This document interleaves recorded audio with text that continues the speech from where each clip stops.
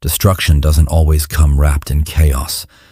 It doesn't need raised voices. It doesn't need explosions or direct attacks. Sometimes, the most lethal kind of destruction is so quiet, so calculated, that your enemy doesn't even realize they've been defeated until it's already over. This is the art of psychological warfare. This is how Machiavelli would do it. This is not about lashing out. It's not about revenge. It's about control, stillness, and the power of invisibility. Most people believe that to defeat an enemy, you must confront them, expose them, make a scene. They want to react when they feel disrespected or undermined. They let their emotions do the talking.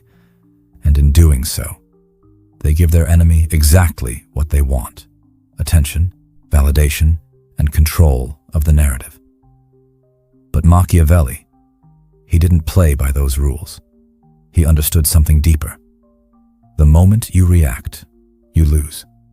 Let me ask you something. Have you ever been in a situation where someone tried to provoke you? Maybe it was subtle, a sarcastic comment, a public dig, a backhanded compliment meant to embarrass you. Most people would get defensive, fire back, explain themselves, raise their voice. But what if you did the opposite? What if you said nothing? What if you looked them dead in the eye and remained still, not in fear, but in power? That's what we're diving into today. The first weapon in Machiavelli's arsenal of psychological destruction, the weapon of stillness. Stillness is not weakness. It is dominance. It is the refusal to be pulled into someone else's emotional storm. When you remain calm, when you stay poised while someone else unravels, you flip the power dynamic in the room without even opening your mouth. Let me break it down. Imagine someone tries to insult you in front of others. They expect you to bite back, to argue, to defend yourself. They want the crowd to see you lose control because that's what gives them leverage. That's what makes them seem powerful. But now imagine this. They throw their insult, and you do nothing. You don't flinch. You don't blink. You don't even acknowledge the words. Instead, you pause. You look at them. Not with anger, not with confusion, but with calm detachment. And then you turn and speak to someone else. You carry on with your conversation as if the insult never happened. In that moment, you've done something lethal. You've told the room, without saying a word, this person is not important enough to disturb my peace. And the crowd, they feel it. They sense the shift in energy. Even if they don't consciously understand what just happened, they now see who's really in control. Your silence becomes a mirror, a reflection of their own instability. The more they talk, the more desperate they sound. The more they try to explain, the more guilty they appear.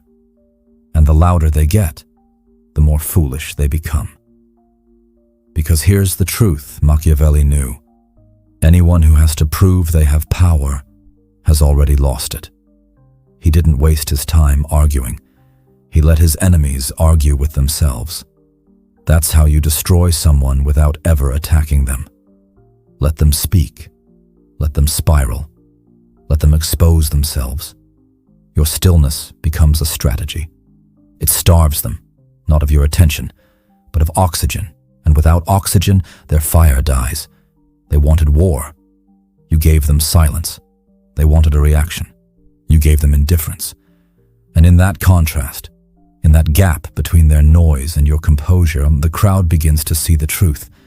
You are not fighting them. You are watching them fall. Let's go even deeper. The real genius behind this tactic is how it reframes the battlefield. Most people play checkers. They want to strike fast, loud, and publicly. But you're playing chess. You're 3 moves ahead. Your game is psychological, subtle, invisible. You're not just silencing their words. You're undermining their entire identity. Because here's the dirty little secret behind provocateurs. They don't just want to hurt you. They want to control the story about you.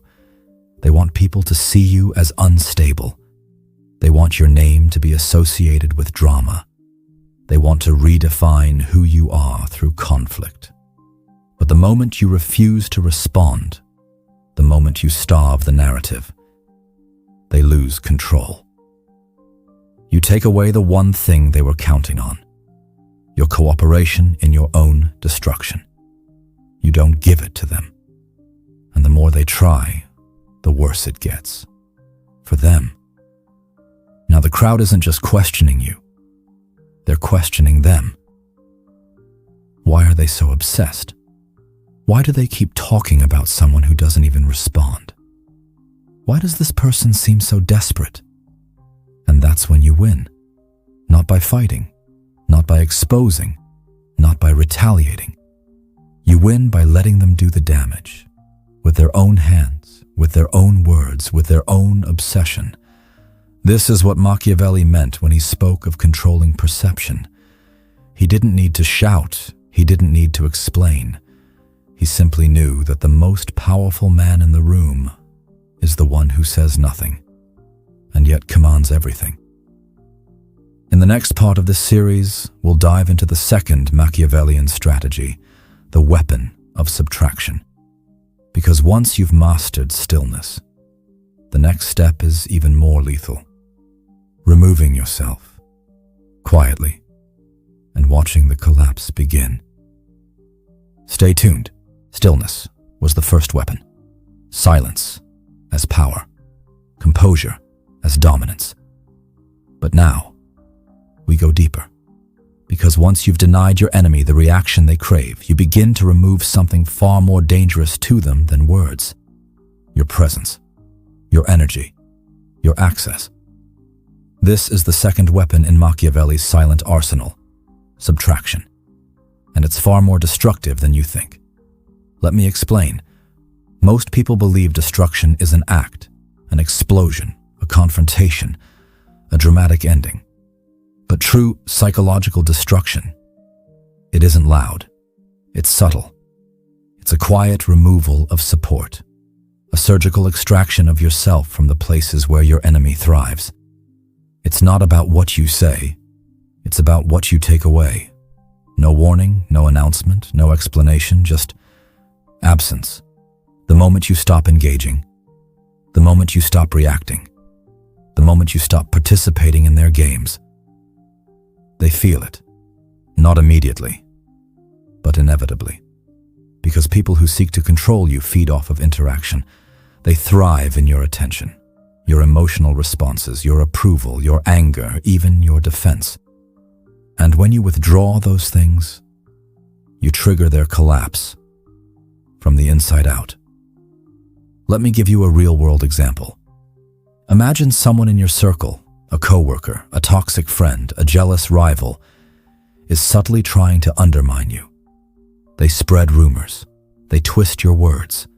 They try to turn others against you with passive digs and staged performances. Now here's what the average person does. They confront. They explain. They over-clarify. They defend themselves in every room where their name was mentioned. And what happens? They look unstable. They look paranoid. They look guilty. They become the one chasing the story, while the enemy watches, smiling. But you are Machiavellian. You do not defend. You subtract. You stop explaining. You stop inviting them. You stop answering their calls. You stop sharing your thoughts, your movements, your vulnerabilities. You remove yourself, not out of weakness, but out of strategy. And what do? They panic. At first, quietly, then louder. They'll ask mutual friends if you're okay. They'll try to bait you with gossip.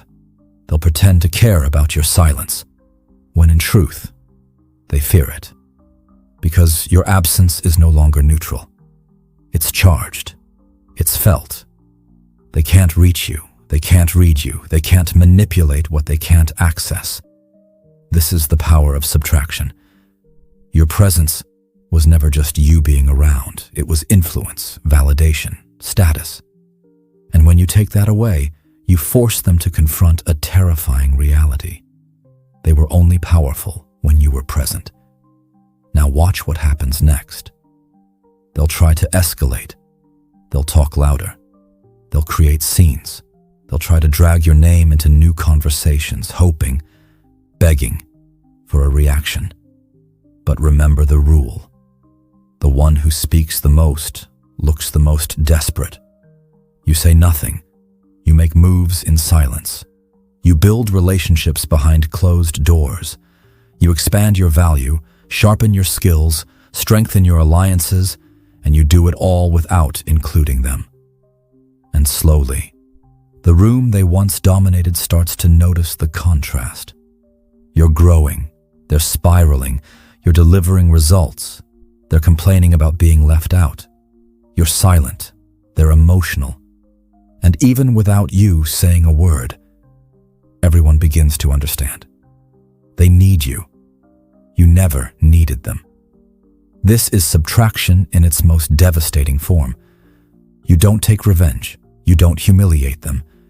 You simply remove what they depended on, your participation, and you leave them to self-destruct in the vacuum. But we're not done yet. Let's add more precision to this weapon. Subtraction isn't just about removing your presence. It's about cutting off oxygen strategically. You stop giving them access to your time, access to your ideas, access to your movements, access to your influence, access to your reactions. No formal declaration, no dramatic exit. You simply go dark. You become a void. And now, they're left screaming into silence. And that silence, it gets loud, it gets uncomfortable, and it exposes them. Because now they're the only one still talking. They're the only one obsessing. And when people notice someone constantly speaking about a person who never replies, it doesn't reflect badly on you. It reflects badly on them. Machiavelli once said, "It is not titles that honor men, but men that honor titles." Apply that here. It is not the volume of your voice that makes you powerful, but the weight of your absence. Let's sharpen this weapon even further. Here's an advanced technique. Don't just subtract yourself. Subtract them from the ecosystem you both share. Remove their name from your mouth. Never speak about them again. Not in anger, not in rumor, not even in passing. Why? Because every mention keeps them alive. Every mention reattaches you to the conflict. Instead, you starve the narrative. You erase the storyline. You stop giving them space in your mind, in your plans, in your legacy. And when others bring them up, you respond like this. "Oh, I haven't thought about them in a while. I'm not sure what they're up to. I genuinely wish them well." Say it without emotion. Say it like you're talking about someone from another life. Because to you, they are. That level of indifference, that's not passive. That's dominance. That's Machiavellian subtraction. Not erasing someone with force, but making them disappear from relevance, influence, and memory by simply outgrowing the entire story. Now listen closely. This weapon must be used with precision. Subtraction is not isolation. It is elevation. You don't retreat in silence to sulk. You retreat in silence to build, to become untouchable. And while they're screaming about you, you're becoming someone they'll never sit next to again. That is silent destruction, not through confrontation, but through disinterest so powerful it becomes psychological annihilation. In the next part, we go even deeper into the third weapon, exposure through contrast. Because while you subtract their access and stay silent, you'll now start showing up in ways that directly contradict their narrative and make them look like fools for ever trying to define you. They wanted to destroy you with lies, but you'll destroy them with the truth of your presence. Stay cold. Stay calm. We've seen the power of stillness, silence that confuses and unmasks your enemy. We've explored subtraction, removing your presence to make them crumble from isolation. Now it's time for the next most visible weapon in Machiavelli's silent war chest: exposure through contrast. This is the art of living in such a way that your very existence becomes the undeniable contradiction to every lie your enemy spreads. It's not about attacking their character. It's about embodying the opposite of what they say. If they call you arrogant, you become calm, thoughtful, and generous. If they say you're incompetent, you deliver results with cold precision. If they accuse you of manipulation, you become transparent, consistent, and controlled. You don't respond to accusations with words. You respond with your actions, your presence, your undeniable proof. Because here's the cruelest truth. The more your enemies talk, the more they reveal their own insecurity. They cast shadows of doubt, but you walk in the light.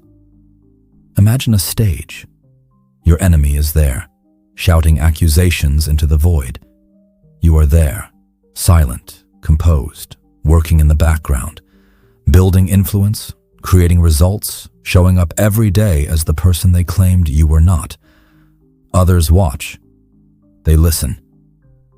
And slowly, those around you start to see the gap between the narrative your enemy spreads and the reality you embody. This is what Machiavelli knew well. He understood that the court of public opinion doesn't care about the loudest voice. It cares about the most credible presence. Your enemy can shout, but if you keep showing up, steady, composed, effective, their credibility erodes. And here's the genius of contrast. You never need to discredit them directly. They do it themselves, by their inability to match your consistency, your results, your calm dominance. In fact, every time they speak ill of you and you don't respond, you make their words look desperate and hollow. Because the people watching start asking themselves, if all these accusations are true, why doesn't this person respond? Why does their behavior contradict what's being said? Who really holds the power here? You become the proof that their words are empty. This is psychological warfare at its highest level, and it's not just about the people watching, it's about your enemy, too. When they see you unshaken by their slander, when they see you rise despite their sabotage, they begin to unravel internally. Their pride, their control, begins to crumble. You don't need to fight them directly. You simply become someone they cannot deny, cannot catch, and cannot defeat. Now, there is an advanced layer to this weapon. You don't just react. You anticipate. You know their narratives before they speak them. You prepare your presence accordingly. If they're about to accuse you of arrogance, you show up humble but confident. If they plan to call you incompetent, you deliver impeccable results publicly. If they whisper manipulation, you make transparency your signature. In this way, you become not only the truth, but the narrative's undoing. You steal their thunder by owning the story before they even try to write it. And the crowd, they notice. They question the accuser. They start doubting the attacker. This shift is the beginning of their collapse. But remember, contrast only works when combined with the earlier strategies. Stillness keeps you above the noise. Subtraction removes their support, and contrast exposes the lie. Together, these three form a trifecta of silent destruction that doesn't require a single attack. It's the power of silence, absence, presence. Master these, and you become untouchable. You become a force that breaks enemies, not with force, but with the truth of your being. In the next part, we will explore a subtle but deadly tactic, the shadow game, turning their obsession against them. Because some enemies won't stop with public attacks. They'll work behind the scenes, whispers, rumors, subtle sabotage. But Machiavelli's way is to use even their obsession as a weapon against them. Stay ready. Stay cold. The war continues. Not all enemies attack in the open. Some wear masks of friendship. Some smile while plotting. Some whisper poison behind closed doors. This is the world of the shadow enemy. The quiet saboteur, the hidden rival, the master of slow erosion. Machiavelli understood these enemies well. They don't seek dramatic battles. They don't crave public spectacle. They want to destroy you silently, to erode your foundation while you're distracted. This is where most people fail. They try to expose the whisperers. They try to respond to every rumor. They try to defend every accusation. But Machiavelli's wisdom is clear. You never engage on their battlefield. Instead, you use their obsession as a weapon against themselves. Let me explain. When someone attacks you behind your back, spreading doubt about your intentions, your competence, your character, they are desperately trying to control a narrative you won't participate in. Their goal, to isolate you, to turn allies into enemies, to make you doubt your own worth. But when you remain silent, calm, and present, when you refuse to validate their whispers by reacting, you starve the narrative. Now here's the key. You become more visible, not less. You show up where they are not. You speak clearly in meetings. You make bold moves in public. You perform with excellence in front of their audience. And you never mention them. Why? Because by elevating yourself openly, you contrast their shadows with your light. You don't need to tear down their lies. Your excellence exposes them. Others begin to compare the whisper to the reality. And when the stories don't match your presence, the whisperers lose credibility. Now watch what happens. They try harder. They spread louder rumors. They cling desperately to their narrative. But the crowd, the observers, they see the disconnect. They see the gap between your rising power and the petty attacks. And slowly, the whisperers become isolated. They become irrelevant. Their obsession turns toxic, not for you, but for them. They lose allies. They lose influence. And all the while, you keep building. Because the most devastating move Machiavelli taught is, let your enemies build the rope, then watch them hang themselves with it. You don't need to do the dirty work. You simply let their own obsession consume them, and when they finally realize their efforts failed, you are already miles ahead. This is psychological annihilation without a fight.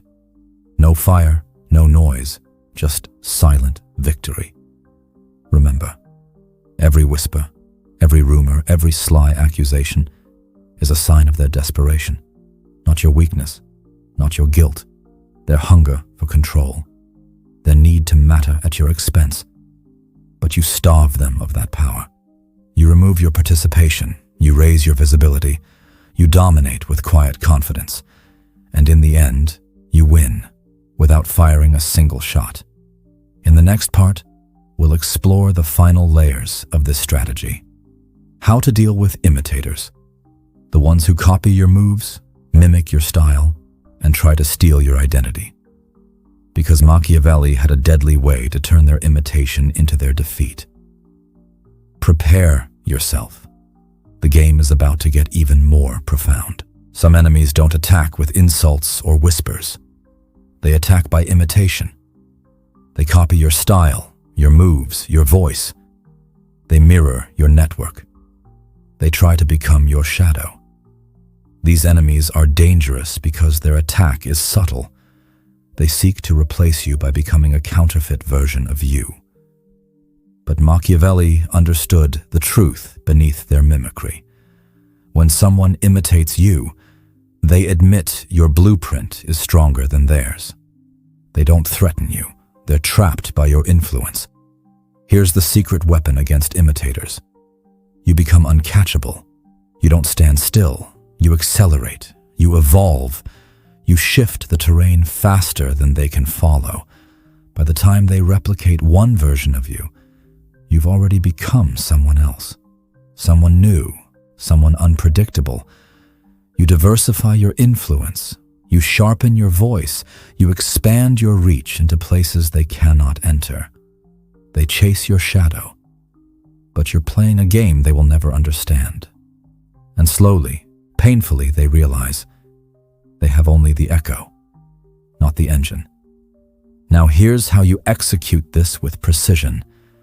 Never acknowledge the imitator publicly. Recognition feeds their game. Ignore them completely. Constantly innovate in your work, your style, your relationships. Change your patterns before they can copy them. Stay steps ahead. Build alliances outside their reach. Create new circles, new opportunities, new platforms that only you control. Focus on your mission and your growth, not on the competition. Remember, imitators rely on you being static, predictable, and available. Break those conditions, and you break their strategy. The more you move and grow, the more lost they become. They chase a version of you that no longer exists. This breeds frustration, desperation, and eventual collapse. They realize they can't outdo you. Because true power isn't about replication, it's about creation. Now, as you outpace your imitators, you become a living proof of Machiavelli's greatest lesson. Power is not about fighting every battle.